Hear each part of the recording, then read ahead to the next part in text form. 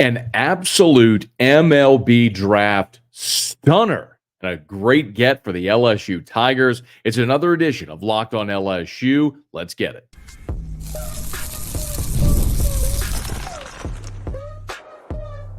You are Locked on LSU, your daily podcast on the LSU Tigers. Part of the Locked on Podcast Network, your team every day. Okay, let's get it. It is Locked on LSU, your team every day. I'm your host, Matt Moscona. Thank you for making us your first listen every single day. We are free, available wherever you get great podcasts, and of course on YouTube as well. So please subscribe. And if you're on YouTube, smash that like button, hit the bell so you're notified whenever we go live. What a day for Jay Johnson and the LSU Tigers. Listen, I am coming to you live from my hotel room at the Omni in downtown Dallas. SEC football media days get started on Monday, and we will get to that in this show. As a matter of fact, Brian Kelly and the LSU Tigers lead off SEC football media days. So Tuesday's show is going to be all LSU football represented here at SEC football media days, and I'm excited about that. But it is apropos that we begin the week with what happened to end the weekend on Sunday. The Major League Baseball draft, the first and second rounds took place on Sunday, not far from where I'm sitting right now. The first round of the draft was actually happening in Fort Worth. And so on day one, it was round 1 and 2, and they also had the competitive balance round. So effectively, it was the first 74 picks of the draft were on Sunday. And while all of the news that went around the draft is obviously significant and who went where, the most significant news for LSU, and arguably the most significant news in this draft on day one, is who did not get picked. And that is William Schmidt out of Catholic High in Baton Rouge.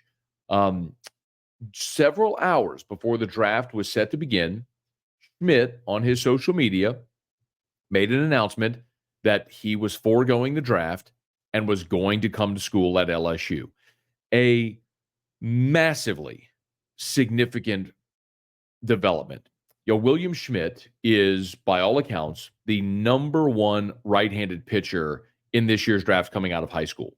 Baseball America had him as the number 22 prospect. Depending on what subscription service you look at, he was ranked as high as number 5, the number 5 overall prospect in this class, and the number 1 right-handed pitcher.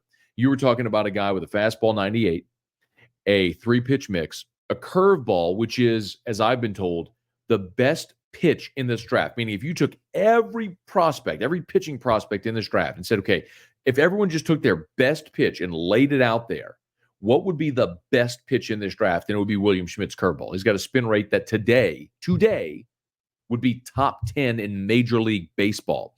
The most recent mock draft that I saw this week had William Schmidt going as high as 23. That's the Dodgers. That would have been about $3.6 million. So William Schmidt passed on over $3 million by choosing to show up on LSU's campus. And it is a major get. So I want to talk about why he made this decision and the ramifications of this decision on LSU in 2025 and beyond. So we are going to delve into all of this. This is I think it's appropriate to start maybe on why William Schmidt made the decision to come to school.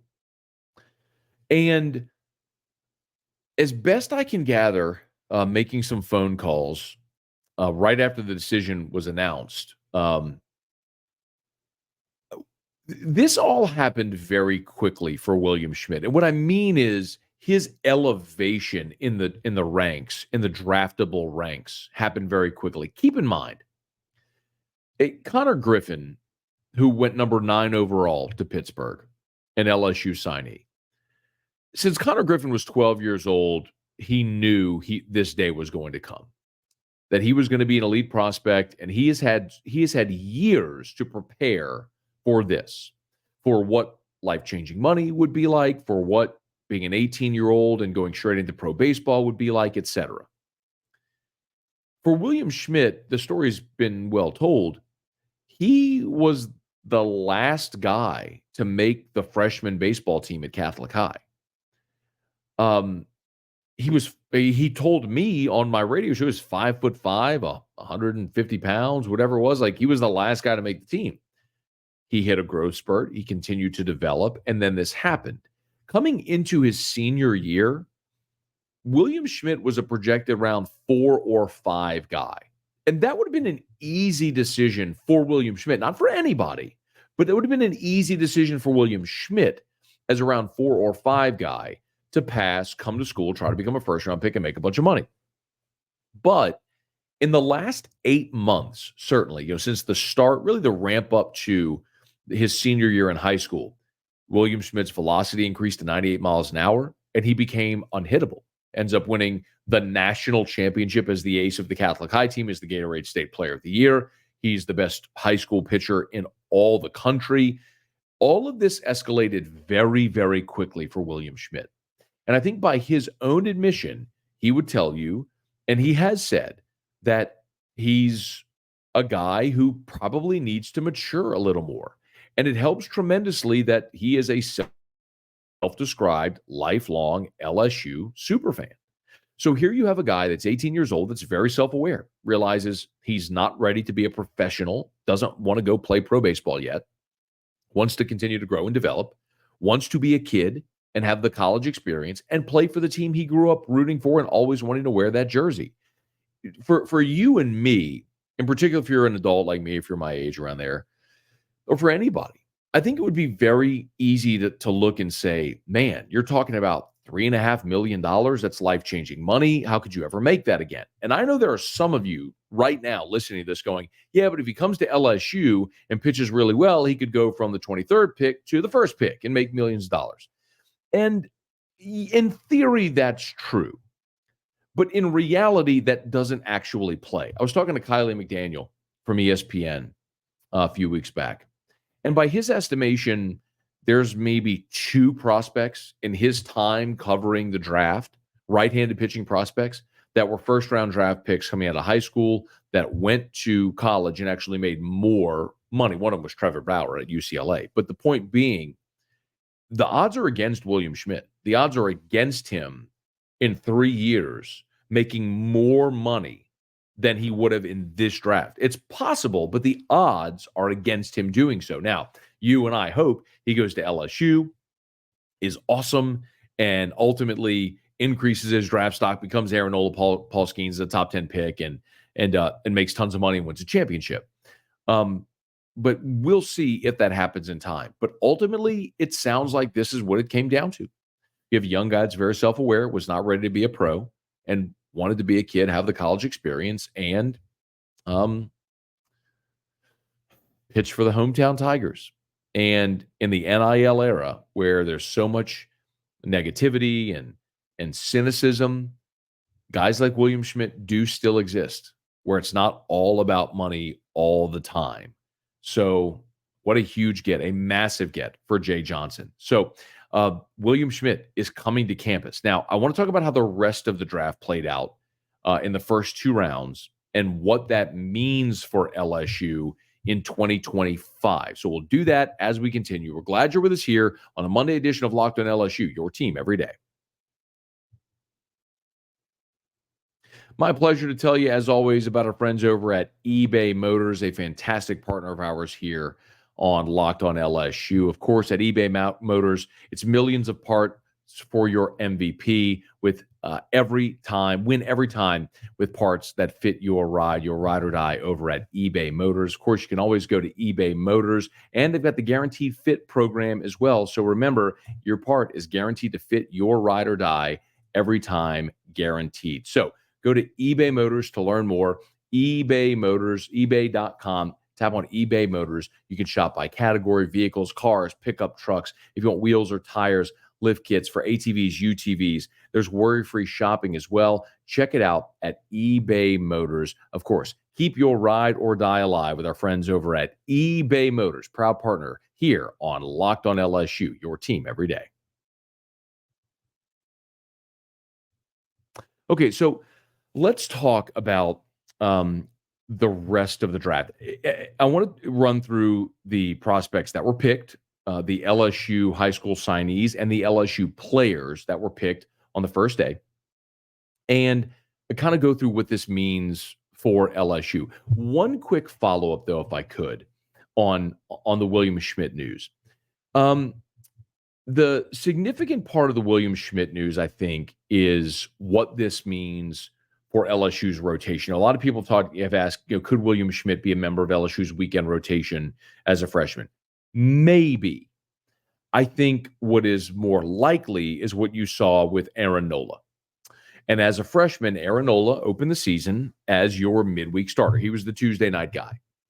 And by the time you got to the end of the season, he was your number 3 guy in the rotation in 2012, where you had Kevin Gosman, who was a first rounder. You had Ryan Eads, who was a second rounder. And then Nola, as a freshman, was your number 3 guy. I think that is very possible for William Schmidt. He is certainly the most, the greatest arm talent that you will have on this roster next year. I don't even think that that's debatable. So how quickly can he ascend? Can he adapt to college ball and feel comfortable in a weekend rotation spot? Now, it is fair to mention we had these same conversations a year ago about Cam Johnson, who was at the time the highest rated signee ever to show up on LSU's campus. And we thought Cam Johnson could be a lefty throwing 100. And by the time he'd be your midweek guy, and by the time he got to campus by the time he got to SEC play, maybe he works his way into the weekends. Well, that didn't exactly materialize because, as we know, Cam Johnson really struggled to throw strikes, struggled with his command, and now he's going to finish his college career at Oklahoma. It'll be interesting to see what may happen with William Schmidt, but it's also going to be interesting as we watch the rest of this draft. As we've talked, we're going to keep an eye on Griffin Herring. But one thing that I do expect to happen is that one of these pitchers that have come to LSU via the portal will likely ask for a release. Keep in mind, LSU in the portal, all of the transfer portal pitchers they have added have all been right-handers, and all have been starting caliber pitchers.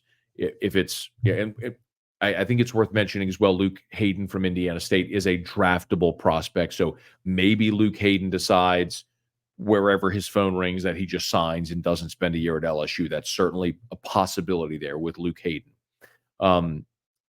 Zach Cohen is a guy who was the Friday night guy at Wofford, transfers to LSU. Now you look around and you could say, man, is he just a middle relief innings eater? And he may be that on this staff and nothing more. So I wouldn't be surprised. I'm not reporting anything or breaking any news, but I would just like to throw it out there, not to be surprised if, in fact, you do see some attrition from this portal class. Does somebody look and say, okay, well, they signed 8 right-handed pitchers. 7 of the 8 have been weekend guys, and now William Schmidt showing up on campus.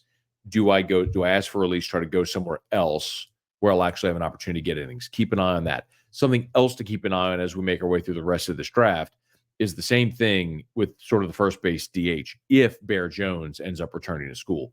If Bear Jones does, in fact, return to LSU, and he is obviously going to assume that role at first base. Remember, you signed 3 guys that are first base DH guys out of the portal.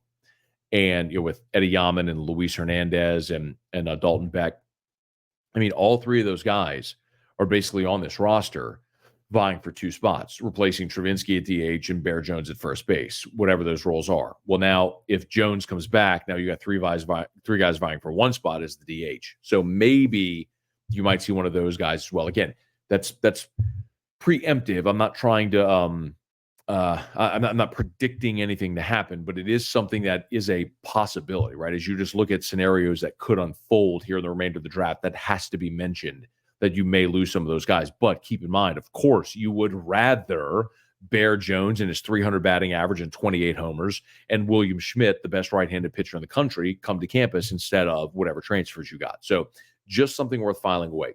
Let me take a quick second here and run through the rest of the guys that were picked on Sunday night. So we'll run through the high school signees and the LSU players that were chosen, what this all means. So Connor Griffin out of Mississippi went number 9 overall to Pittsburgh. He will obviously never show up on LSU's campus. But it is worth mentioning again, just real quick. If a player is taken in the top 10 rounds, and I know I say this often for those of you who are here all the time, but for those who maybe or have only jumped aboard because of the Schmidt news and you're finding us for the first time, thank you very much. But keep in mind, in the first 10 rounds is when teams have their draft slot pool that they have to spend their money. So, for example, Connor Griffin went number 9 overall to Pittsburgh. The Pirates, their draft slot pool is $14 million. So they have to spend $14 million in those first 10 rounds. So Connor Griffin at number 9, his slot value is 6.2. No, forgive me. I'm sorry, yes, $6.216 million. So $6.2 million is what Connor Griffin is slotted to receive at number 9 overall. So Griffin, forgive me, all that to say, if a player goes in the first 10 rounds, they've already agreed to terms with that team. So if you hear their name called, they are signing. It is a very, very, very rare exception that a player taken in the top 10 rounds does not sign. The most recent example was Kumar Rocker at Vanderbilt, who, upon further inspection, the Mets didn't like something he saw in a medical. He ended up having Tommy John. They couldn't agree to terms, and it fell apart. But again, that is a very rare circumstance for something like that to happen. So Connor Schmidt went number 9 overall. Another prospect we fully expected was going to hear his name called was Cam Caminiti. And Cam Caminiti, the left-handed pitcher out of Arizona, went number 24 overall to the Atlanta Braves. The slot value at number 24 is $3.5 million. So that was right around where we were expecting William Schmidt to hear his name called, but that's where Cam Caminiti ultimately had his name called. After Caminiti at number 24 overall, Tommy White was the first LSU player to hear, the current LSU Tiger, to hear his name called. And he was the first pick of round 2. So keep in mind, you had round 1, you had the compensatory round, the competitive balance round A, and or the competitive balance round A, and then round 2. And so the first pick of round 2 was number 40 overall, and that's where Tommy White went to the Oakland A's. I know there's some people, LSU fans in particular, that are going to look at it and say, why did Tommy White drop so far? And by the way, his slot value is $2.3 million. Not bad for Tommy White. But the knock on White is twofold. Number one, it's the chase rate. And we saw it plenty at LSU where Tommy White will swing at pitches out of the zone. And he's an aggressive hitter as a result, but he has a lot of swing and miss. Against elite level pitching, that's a concern. And the other is there is some question as to whether or not he could play third base. I feel like I watched Tommy White get really good at third base this year, and I think he's going to be fine at the next level playing third base. But I'm not a scout or GM having to make that investment in a player, so we shall see with Tommy White. But he went 40 overall to Oakland, and in his slot value is $2.3 million. Next up was another high school signee who we were expecting to hear his name called. That was Boston Bateman, the lefty out of California. He's staying in California as he was drafted by the San Diego Padres at number 52 overall. That was also in round 2. A slot value at number 52 is $1.76 million. So Boston Bateman, the lefty, also will not be on LSU's campus. And it was a little concerning because, or I shouldn't say concerning, should say disappointing. As we got to the back of round 2, round 2 expired at pick 65, and then you had the competitive balance round B, and that was pick 66 through 73. And pick 71 is where we finally saw Luke Holman come off the board. So he went at the end of round 2, in that competitive balance round C is where we saw Luke Holman finally come off the board. For what it's worth, as I'm looking at slot values right now, his pick at 71 to the Reds is $1.1 million will be his signing bonus. And then 2 picks later, Gage Jump came off the board with the final pick of competitive balance round B at number 73 overall. And the slot value at 73 is $1.076 million. So Luke Holman and Gage Jump, both at the end of round 2 in the competitive balance round, but both getting just a hair over $1 million. And so Holman was pick 71, Jump was pick 73, and the last pick of the competitive balance round C was 1 pick later at 74, which was Ryan Johnson out of Dallas Baptist. But That's inconsequential. The point being, both Holman and Jump had to wait to the bitter end of day one to hear their name called, but both with signing bonuses in the seven figures. We'll see what the exact numbers are because, of course, those things can be negotiated, but those are the projected slot values for those numbers. But a really good day, all things considered, for LSU because you lost Caminiti, you lost Connor Griffin, you lost Boston Bateman, which we expected. But getting William Schmidt to campus is the biggest win of the draft, regardless of what else happens. Now we'll sweat out Bear Jones and Griffin Herring, and we'll have those answers by the end of the day on Tuesday. So we'll be able to talk about it on tomorrow's episode. But all things considered for Jay Johnson, the fact that you're going to bed head on pillow on Sunday night, knowing that William Schmidt is coming to campus, is a massive, massive win, regardless of whatever else happens the rest of this draft. So day one of the draft in the books. We will certainly preview the rest of it or recap day two on Tuesday's episode. So we'll look for you. We'll look for you then. When we conclude, let's set the stage for the first day of SEC football media days. The reason I'm coming to you in this hotel room right now, so we look or sound different. That's why I'm not in my home studio. I'm in the Omni in Dallas, preparing for Monday's SEC football media days, where LSU will start the day.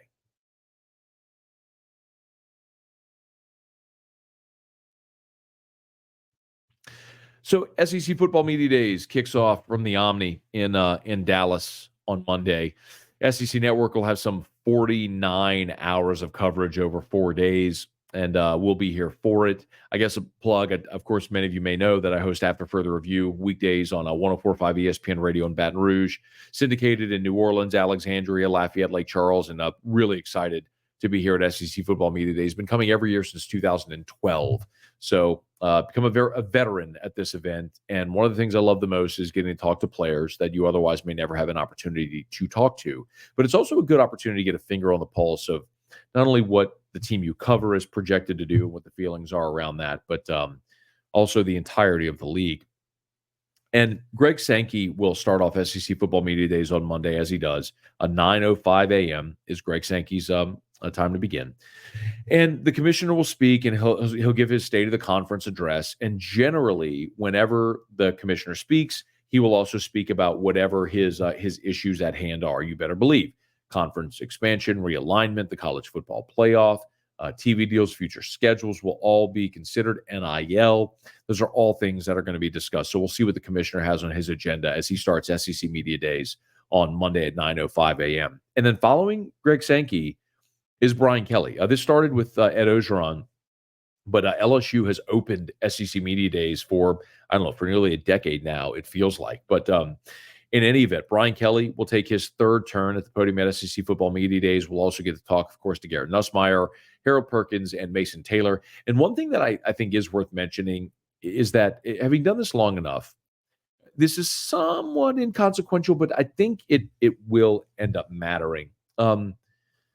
Usually, it is very important to bring players to media days if you are trying to get them on watch lists or attention for national awards. And right, wrong, or indifferent, for example, when SEC Football Media Days, when the media votes for the preseason all-conference team, for example, and I'm guilty of this as well, they send you an email with your ballot, and you vote for all the positions. And again, I'm not saying this is right, but a lot of times there's a lack of familiarity with some of the players. And so you tend to default to players that are at media days. And so any attention, any promotion like that tends to be good for these players who show up at SEC Media Days. And so for Harold Perkins, who's going to be up for a lot of national awards, that's a big deal. It's one of the reasons also why I think not bringing Will Campbell was a big mistake. I mean, Will Campbell should be a preseason first-team All-American and an Outland Award candidate and all that sort of stuff. And I think events like this, to put him on display in front of 1,000 credentialed members of the media from all over the conference and the country, is significant. And so I think that's a miss by LSU not having Will Campbell here. But for Perkins, certainly a huge opportunity. One of the other things worth mentioning also, of course, is it's only 4 days. And you say only 4 days. They're 4 very long days, starting at 9 a.m. and going all the way until 4 p.m. for 4 consecutive days, where you're going to hear from 16 head coaches, 48 student athletes. It is a long 4 days of talking, which I know that sounds odd, but sometimes when you're first, you can be forgotten. By the time you get to day 4 and everybody's tired, you've heard it from a bajillion people. 4 days feels like forever ago, but we'll see what kind of impression that LSU can make. Shane Beamer and the Gamecocks are second up. Maybe a little pressure on Shane Beamer. Of course, they're replacing Spencer Rattler this year.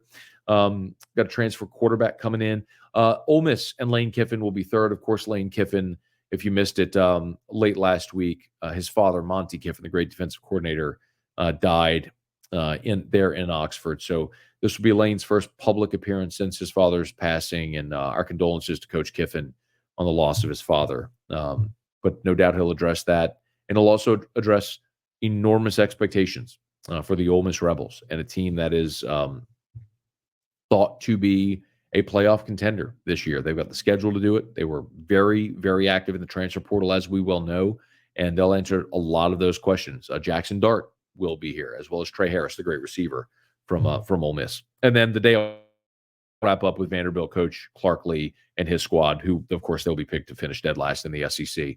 And there's not a whole lot to say there. But LSU, South Carolina, Ole Miss, and Vanderbilt open up SEC Media Days following Commissioner Greg Sankey, who'll get the day started at 9:05 a.m. Central Time here in Dallas at the Omni. And we will have it covered for you right here on Locked on LSU. So if you have not done so yet, please subscribe on your favorite podcast app. Rate us, leave a review. If you are on YouTube, please smash that like button, subscribe, hit the bell so you're notified when we post a video. And of course, let a friend know that if they love the Tigers, we got you here every single day for Locked on LSU, your team every day.